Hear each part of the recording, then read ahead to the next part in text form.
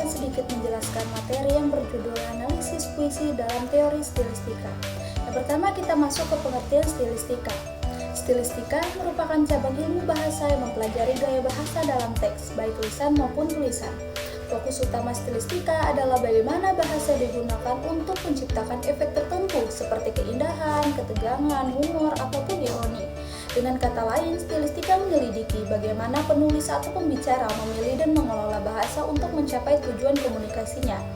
Pendekatan ini tidak hanya melihat makna secara harfiah, tetapi juga memperhatikan konotasi, makna kiasan, dan efek emosional yang ditimbulkan oleh penggunaan bahasa tertentu. Stilistika juga menganalisis struktur kalimat, gaya bahasa, irama, dan bunyi dalam teks untuk memahami bagaimana unsur tersebut berkontribusi pada makna dan efek keseluruhan. Stilistika membantu kita memahami bagaimana bahasa bekerja dalam menciptakan pesan, emosi, dan pengalaman estetis dalam teks. Selanjutnya, tujuan analisis stilistika. Tujuan utama stilistika adalah untuk memahami dan menganalisis bagaimana bahasa menggunakan dalam teks untuk menciptakan makna, efek, dan keindahan. Pendekatan ini tidak hanya berfokus pada makna literal kata-kata, tetapi juga pada konotasi, makna kiasan, dan efek emosional yang ditimbulkan oleh penggunaan bahasa tertentu. Stilistika juga memiliki beberapa tujuan utama. Yang pertama yaitu analisis stilistika bertujuan untuk memahami makna yang tersirat dalam teks, termasuk makna tersembunyi atau makna ganda. Pendekatan ini membantu kita memahami bagaimana bahasa dapat digunakan untuk menyampaikan ide-ide kompleks, emosi yang mendalam, dan makna yang tidak selalu tampak jelas pada permukaan. Yang kedua, analisis stilistika bertujuan untuk menganalisis efektivitas penggunaan bahasa dalam menyampaikan pesan, emosi, dan ide. Pendekatan ini membantu kita memahami bagaimana penulis atau pembicara menggunakan bahasa untuk mencapai tujuan komunikasinya, baik itu untuk menghibur, menginformasikan, meyakinkan, atau menggerakkan pembaca dan pendengar. Yang ketiga, analisis stilistika bertujuan untuk mempelajari gaya penulis atau pembicara. Dengan menganalisis pilihan kata, struktur kalimat, gaya bahasa, dan irama, kita dapat mengidentifikasi ciri khas gaya seorang penulis atau pembicara, seperti penggunaan diksi yang khas, pola kalimat yang unik, atau penggunaan gaya bahasa tertentu. Selanjutnya, manfaat analisis stilistika. Analisis stilistika memberikan sejumlah manfaat bagi pembaca, peneliti, dan siapapun yang ingin memahami bahasa dan komunikasinya dengan lebih mendalam. Adapun manfaat utama dari analisis stilistika, yang pertama yaitu meningkatkan pemahaman terhadap teks. Analisis stilistika membantu kita memahami teks dengan lebih mendalam, tidak hanya pada level makna literal, tetapi juga pada level makna tersirat, konotasi, dan efek emosional. Yang kedua, menemukan makna tersembunyi. Dengan menganalisis pilihan kata, struktur kalimat, dan gaya bahasa, kita dapat menemukan makna tersembunyi atau makna ganda dalam teks yang mungkin terlewatkan jika hanya membaca secara permukaan. Yang ketiga, menilai efektivitas teks. Analisis stilistika memungkinkan kita untuk menilai efektivitas teks dalam menyampaikan pesan, emosi, dan ide. Kita dapat mengetahui bagaimana penulis atau pembicara menggunakan bahasa untuk mencapai tujuan komunikasinya. Dan yang keempat, mempelajari gaya penulis. Analisis stilistika membantu kita memahami ciri khas gaya seorang penulis seperti penggunaan diksi, irama, dan citra yang khas. Hal ini membantu kita memahami bagaimana seseorang penulis membangun identitasnya dan menciptakan pengaruh uniknya dalam karya-karyanya. Dan yang terakhir, meningkatkan keterampilan berbahasa. Mempelajari stilistika dapat meningkatkan keterampilan berbahasa kita sendiri. Dengan memahami bagaimana bahasa digunakan untuk menciptakan efek tertentu, kita dapat menggunakan bahasa dengan lebih efektif dalam berkomunikasi.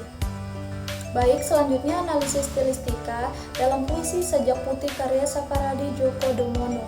Berdasarkan hasil analisis dalam puisi Sajak Putih karya Sapardi Djoko Damono dengan pendekatan stilistika yang akan diuraikan mengenai diksi, citraan, dan majas. Berikut adapun puisinya. Bisa kalian lihat puisi di atas. Adapun diksi, di mana diksi adalah suatu yang digunakan untuk memperoleh keputusan serta nilai keindahan dari sebuah puisi.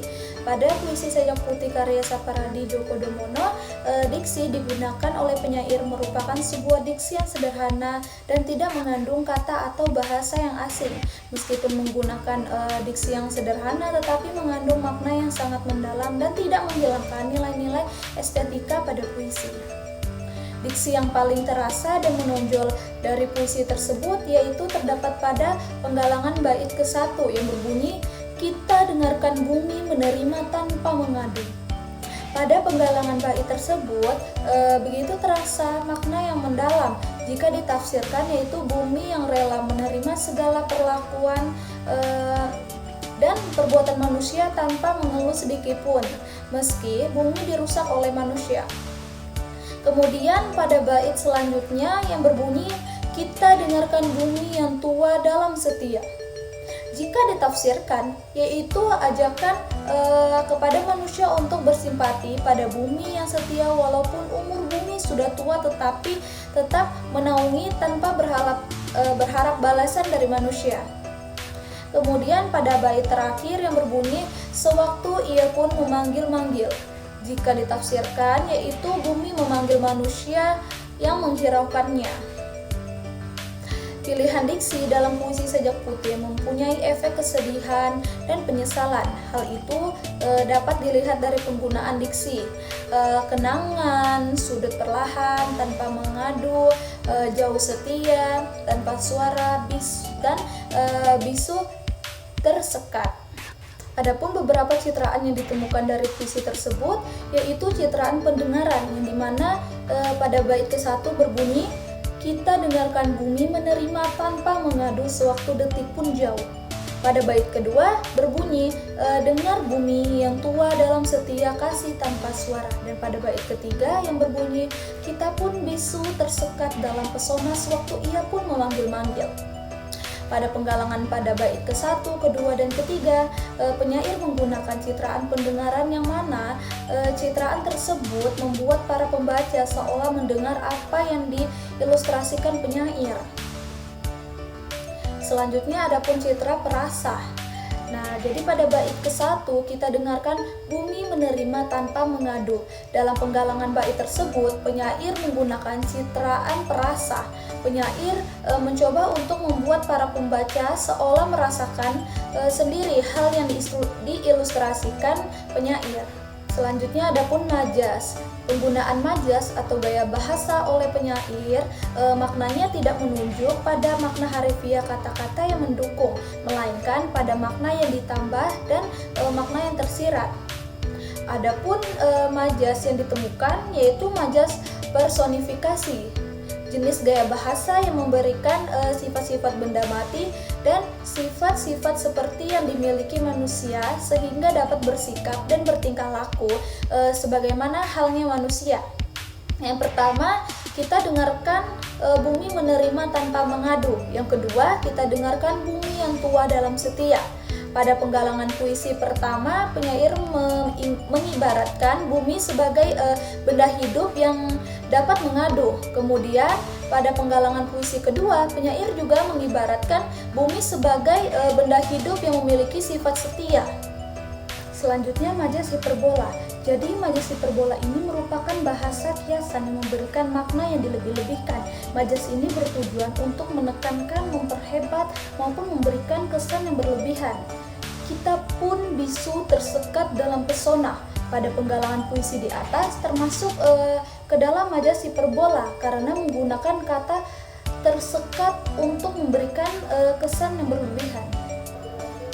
Baik, jadi kesimpulannya, stilistika merupakan cabang ilmu bahasa yang mempelajari gaya bahasa dalam teks, baik lisan maupun tulisan.